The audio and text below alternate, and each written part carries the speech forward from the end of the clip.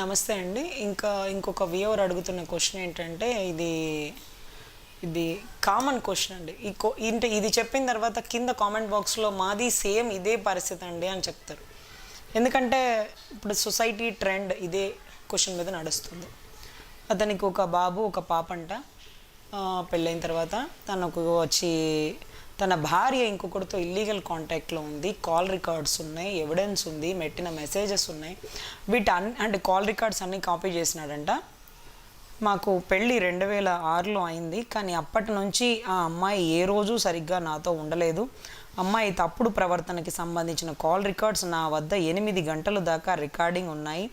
కానీ నేను ఎప్పుడు డైవర్స్కి వేశాను. అందులో ప్రస్తుతం కేసు నడుస్తుంది. యాక్చువల్లీ అతను డైవర్స్ కూడా వేశాడండి. ఆ కేసు అది నడుస్తుందట. అయితే ఇప్పుడు అతను ఏమంటున్నాడంటే వాళ్ళ తల్లిదండ్రులకు చెప్పి మ్యూచువల్గా కూర్చోబెట్టి డైవర్స్ తీసుకోవచ్చు కదా, మీరు ఎప్పుడు ఎన్నో వీడియోస్లో అవే చెప్తారు. కానీ ఇక్కడ ఏంటంటే తల్లి కూడా ఇల్లీగల్.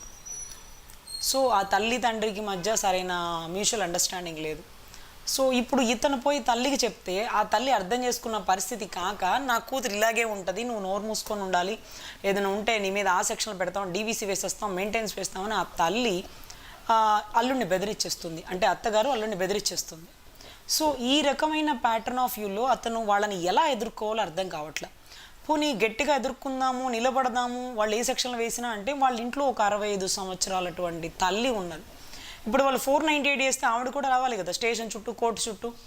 సో వాళ్ళని ఎలా ఎదుర్కోవాలి అర్థం కావట్లేదు అని మనకి రాశాడండి అతను. ఏం చేయాలి, నేను ఆల్రెడీ డైవర్స్ కేసాను. సో ఇప్పుడు ఆ కాల్ రికార్డింగ్కి సంబంధించి ఒకవేళ ఆ కాల్ రికార్డింగ్ జడ్జి గారి ముందు ఎవిడెన్స్గా పెట్టినా అది నా వాయిస్ కాదండి, అది మిమిక్రీ చేశాడు, ఇతను ఇంటెన్షనల్గా చేశాడు. సో నన్ను ఇలా ఇబ్బంది పెట్టడానికి, నా పరువు తీయడానికి చేశాడు, అసలు నేను కాదు, నా వాయిస్ కాదు అనేసి. సో ఇప్పుడు దీన్ని ఎలా నిరూపించుకోవాలో అర్థం కావండి పరిస్థితి. ఇప్పుడు ఇది బేస్ చేసుకుని గ్రౌండ్కి డైవర్స్ చేస్తాడు. జడ్జి గారు క్వశ్చన్ అడిగి, ఏమ్మా ఇలా మాట్లాడినావంటే అది నా వాయిస్ కాదండి, కావాలని అట్లా చేసినాడు అని. వాళ్ళకి అల్టిమేట్గా ఏం కావాలంటేనండి, మీ నుంచి విడాకుల కంటే ముందుగా మీ నుంచి డబ్బు కావాలి. సో డబ్బు కోసం వాళ్ళు ఇలా మిమ్మల్ని ఇల్లీగల్గా ఇరికించి బెదిరిస్తున్నారు. సో మీకు 65 సంవత్సరాల తల్లి ఉంది, ఈ సమస్యను ఎదుర్కోలేరని తెలుసు, మీరు నిదానపరులని తెలుసు, మీరు భయస్థులని తెలుసు. సో ఈ ట్రెండ్ అనమాట. సో ఖచ్చితంగా ఇప్పుడు ఆ అమ్మాయి ఫోన్ లొకేషన్ పట్టుకున్నా, ఆ అమ్మాయి ఫోన్ ట్రాక్ రికార్డు తీసిన, ఎవరెవరితో మాట్లాడుతుంది, డైలీ ఏ నెంబర్ నుంచి వస్తుంది, ఎవ్రీథింగ్ రికార్డెడ్ ఉంటుంది. కానీ ఇది మనం చెయ్యొచ్చా చేయకూడదా, మన పరిధి ఎంతవరకు, ఈ గ్రౌండ్స్ మనకు ఉన్నాయా లేవంటే లేవండి. ఆడపిల్లలు ఏ తప్పు చేసినా మీ దగ్గర ఏమైనా ఆధారాలు ఉంటే అది నిరూపించడమే తప్ప వాళ్ళ ఫోన్ రికార్డింగ్ మనం తీయకూడదు. అది భార్య ఫోన్ రికార్డింగ్ అయినా భర్త తీయకూడదు. సో అది ఇంకొక గ్రౌండ్స్ అనమాట, వాళ్ళ పర్సనల్ థింగ్స్ అనమాట అవి. సో ఇటువంటి అప్పుడు మీరు ఏం డెసిషన్ తీసుకోవాలి అంటే, అటువంటి ఇల్లీగల్ కాంటాక్ట్ ఉన్న అమ్మాయితో సర్దుకుపోవడానికి మీకు సిద్ధమా? లేదు కదా. లేనప్పుడు ఎంత దూరమైనా ఫైట్ చేయండి. సరే మేడం నేను ఫైట్ చేస్తాను, 65 ఏళ్ళున్న నా తల్లి ఎందుకు ఇబ్బంది పడాలి, మరి ఏం చేయాలో అర్థం కావట్లేదు అంటారు. సార్ ఒకవేళ మీ మదర్ పేరు రాసినా హైకోర్టులో క్వాష్ వేసుకొని మీ మదర్ పేరు తీపిచ్చేయచ్చు సార్, మీరు సింగిల్గా ఫైట్ చేయొచ్చు. 65 ఇయర్స్ కాబట్టి అట్ ద ఏజ్ గ్రౌండ్లో ఖచ్చితంగా క్వాష్లో తీసేస్తారు. అప్పుడు మీరు సింగిల్గా ఫైట్ చేయండి. ఒకవేళ మీకు సర్దుకుపోయే మనస్తత్వంతో వీళ్ళందరూ ఇబ్బంది పడకూడదంటే మీరు అలా కూడా ట్రై చేయండి. మీ మనసు అంగీకరిస్తే అటువంటి ఇల్లీగల్ కాంటాక్ట్ ఉన్న అమ్మాయితో కూడా మీరు సర్దుకుపోయి చేయండి. ఒకవేళ అలా సర్దుకుపోలేకపోతే మీరు ఎంత దూరమైనా ఫైట్ చేయండి. జైల్లో అయినా ఉండొచ్చు, కానీ ఒక తప్పుడు పనులు చేసే ఆడదాని దగ్గర ఉండలేము అనే ఒక్క కనీస డెసిషన్కైనా రండి. అంతేకాని అలాంటి భార్యతో ఉండలేమని మాత్రం సూసైడ్లు చేసుకోకండి, మీకు మీరు పనిష్మెంట్లు వేసుకోకండి. నేను ప్రతి వీడియోలో చనిపోకండి అని ఎందుకు చెప్తానంటే, నా కళ్ళ ముందు ఎంతోమంది చనిపోయారు. నేను ఎన్ని రకాల సజెషన్స్ ఇచ్చినా వాళ్ళు తీసుకునే నిర్ణయం ఒకటే అయిపోతుంది, అలా చనిపోయారు. సో అందుకనే నేను ప్రతి video I'm sincerely advising and requesting, please don't do for అటువంటి నిర్ణయాలు తీసుకోవద్దు. Don't take that pattern of advises. So అది చాలా ఎలా చెప్పాలి అంటే, అవసరమైతే జైల్లోకి వెళ్ళండి. జైల్లో వెళ్ళిన వాళ్ళు పెద్ద పెద్ద స్వాతంత్ర సమరయోధులు ఉన్నారు, కొత్త పెద్ద పొలిటికల్ లీడర్లు ఉన్నారు. సో మీరు జైలుకి వెళ్తే అవమానంగా ఎందుకు భావిస్తున్నారు? జైలు నుంచి బయటకు వస్తే కొత్త లైఫ్ వస్తుంది. మిమ్మల్ని భయపెడదామనుకున్న మీ భార్య మీరు ఎప్పుడైతే జైలుకి వెళ్తారో ఇక మీరు దేనికైనా సిద్ధమైపోతారు. ఇంకెందుకు, అల్టిమేట్గా మనం వెళ్ళకూడనిది జైలుకి, లేకపోతే పోకూడదని ప్రాణము, హాస్పిటల్ ఐసీయూలో 6 నెలలు బెడ్ రెస్ట్. ఈ 3 అండి. హాస్పిటల్ ఐసీయూలో 6 మంత్స్ ఎవరైతే ఉంటారో ఐసీయూలో, అంటే లోకం చూడకుండా వెలుతురు చూడకుండా ఎవరైతే జైల్లో ఉంటారో వాళ్ళు లైఫ్ని సెకండ్ థాట్లో థింక్ చేస్తారు.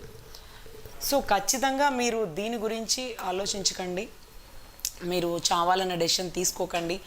ఒకవేళ ఇన్ టైం మీకు జైలుకి వెళ్ళాల్సిన పనిష్మెంట్ వచ్చినా యూ ప్లీజ్ వెల్కమ్, నీతో ఉండడం కంటే అక్కడికి పోవడం బెటర్ అనండి.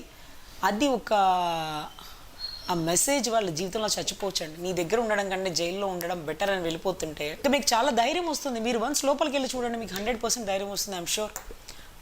అంటే లోపలికి వెళ్ళమని చెప్తుంటే వాట్ యు మీన్ దట్ మీరు లోపలికి వెళ్ళినా వెళ్ళకపోయినా వెళ్ళడానికి సిద్ధమై మీరు ధైర్యంగా ఉంటే అసలు వెళ్ళే పరిస్థితే రాదండి. ఒకవేళ వచ్చినా కానీ భయపడకండి. అంతేకాని భార్యని ఎదుర్కోలేక అటువంటి ఇల్లీగల్ కాంటాక్ట్లో ఉన్న భార్యతో ఉండలేక మీకు మీరు చనిపోకండి, ఓకేనా? సో నేను ఈ బ్రదర్కి ఇచ్చే అడ్వైజ్ ఏంటంటే కాల్ రికార్డింగ్ ఎవిడెన్స్గా వాళ్ళు భావించినా భావించకపోయినా, అది వాళ్ళు కనుక మిమిక్రీ చేశారని అబద్ధాలు చెప్పినా మీకు మాత్రం డైవర్స్ కావాల్సిందే. So you please ask for the divorce. So వాళ్ళు ఎంత అమౌంట్ డిమాండ్ చేస్తున్నారో అది మీరు సబ్స్టాండర్డ్గా ఇవ్వగలుగుతారా, ఇవ్వలేరా? అలా ఇవ్వలేకపోతే జడ్జి గారు ఏ పనిష్మెంట్ వేస్తారు? మీ దగ్గర నా స్థాయి ఇంతవరకేనండి, నేను 5 లక్షలు ఇచ్చుకోగలంటే మీరు 50 లక్షలని అడుగుతారేంటి? నాకు అసలు ఇల్లు లేదు, వాకిల్ లేదు, నా దగ్గర ఉన్నది మొత్తం కూడబెట్టిస్తానంటే ఇంకా ఇవ్వమంటే ఎక్కడి నుంచి తెచ్చిస్తాను? నా ఒంట్లో కిడ్నీలు అమ్ముకునే ఇవ్వలేదు కదా ఆవిడకి. సో ఈ రకమైన ప్యాటర్న్ ఆఫ్ డిస్కషన్ ఉంటుందండి. సో మధ్యవర్తుల దగ్గర కూర్చోండి, కానీ ఫైనల్గా మీరు కోర్టు దగ్గరే జడ్జి గారి సమక్షంలోనే అమౌంట్ సెటిల్ చేసుకోండి. చాలామంది చేసిన తప్పు ఏంటంటే పోలీసు వాళ్ళ సమక్షంలోనే అమౌంట్ సెటిల్ చేసేసుకుంటున్నారు, మధ్యవర్తుల దగ్గరే కూర్చొని అమౌంట్ మాట్లాడేసుకొని అక్కడక్కడే ఇచ్చేస్తున్నారు, ఏదో 100 రూపాయల స్టాంప్ పేపర్ మీద రాసేసుకుంటున్నారు. మళ్ళీ ఆవిడ కనుక తిరిగి కోర్టులో వేస్తే ఆ 100 రూపాయల స్టాంప్ పేపర్ చెల్లదు. పెద్ద మనుషుల మధ్యలో రాయించుకోమంటారు, అంటే ఇట అట విషయాలు రాయించుకోమంటారు, అంతేకాని డబ్బులు సెటిల్మెంట్ చేయకూడదండి. మ్యూచువల్ అగ్రిమెంట్ పెట్టుకొని కోర్టు సమక్షంలోనే ఇద్దరు సంతకాలు పెట్టి జడ్జి గారి సమక్షంలోనే జడ్జి గారే చెప్తారు 10 ఇవ్వండి, అది ఇవ్వండి, 25 ఇవ్వండి, 50 ఇవ్వండి అని. అంత ప్రకారం ఇచ్చి అక్కడ మాత్రమే సంతకాలు పెట్టించుకోవాలి. అవి త్రూ ఎవిడెంటరీగా అకౌంట్ పరంగా వెళ్తాయి. అతనికి ఒక బాబు ఒక పాప అంట. పెళ్ళైన తర్వాత తనకు వచ్చి తన భార్య ఇంకొకరితో ఇల్లీగల్ కాంటాక్ట్లో ఉంది, కాల్ రికార్డ్స్ ఉన్నాయి, ఎవిడెన్స్ ఉంది, పెట్టిన మెసేజెస్ ఉన్నాయి. అంటే కాల్ రికార్డ్స్ అన్నీ కాపీ చేసినాడంట. మాకు పెళ్ళి 2006లో అయింది, కానీ అప్పటి నుంచి ఆ అమ్మాయి ఏ రోజు సరిగ్గా నాతో ఉండలేదు. అమ్మాయి తప్పుడు ప్రవర్తనకి సంబంధించిన కాల్ రికార్డ్స్ నా వద్ద 8 గంటల దాకా రికార్డింగ్ ఉన్నాయి, కానీ నేను ఎప్పుడు డైవర్స్కి వేశాను. అందులో ప్రస్తుతం కేసు నడుస్తుంది.